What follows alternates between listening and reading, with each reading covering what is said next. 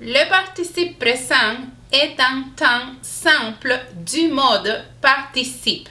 Alors, il va exprimer une action qui se réalise en même temps que l'action qui réalise le verbe principal dans la phrase. Je vous explique encore une fois. Le participe présent est un temps simple dans le mode participe. N'oubliez pas qu'il y a plusieurs modes. Il y a le mode indicatif, le mode subjonctif, le mode impératif et le participe. Lui aussi est un mode. Alors, dans ce cas-là, le participe présent, lui, il va faire la fonction d'une action qui se déroule en même temps que l'action du verbe principal de la phrase. Tu l'as eu? J'espère que oui. On va le voir dans quelques exemples. Lisons cet exemple. En finissant leur travail, ils se sont serrés la main. En finissant leur travail, ils se sont serrés la main. En finissant, ça veut dire en finissant, ils ont terminé le travail. Alors, ensuite, ils se sont serrés la main. Donc, l'action, c'est se serrer la main, mais en finissant le travail. Deux actions qui se font en même temps. Comprenez-vous? On y va avec le deuxième exemple.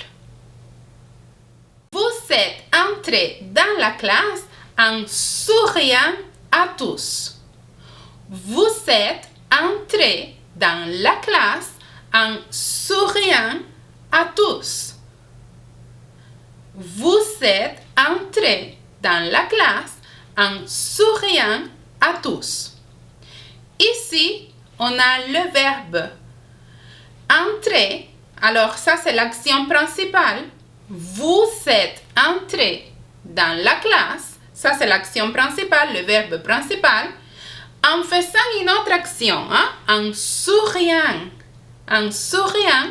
à tous. Alors, ici, le participe présent, c'est souriant. L'action qui se fait en même temps que l'action principale, que c'est l'action d'entrer dans la classe. Certains adjectifs ont été formés du participe présent du verbe, mais il est très important de reconnaître la différence entre un participe présent et un adjectif. Même si la terminaison, au niveau de la prononciation, si la terminaison se ressemble beaucoup, il faut savoir différencier quand c'est un participe présent et quand c'est un adjectif qualificatif. Parce que même si on les appelle des adjectifs verbaux, ce sont des adjectifs qualificatifs. Et il y a 4 terminaisons possibles pour ces adjectifs qui vont faire la différence avec le participe présent et je vous le montre tout de suite.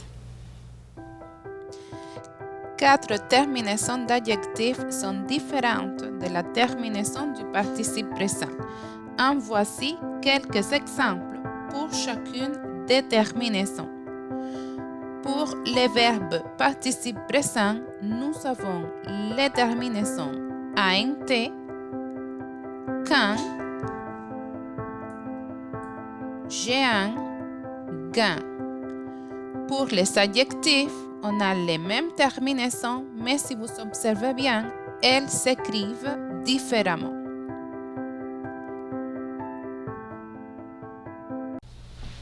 Donc, il est très important de bien différencier l'adjectif du participe présent et noter cette exception.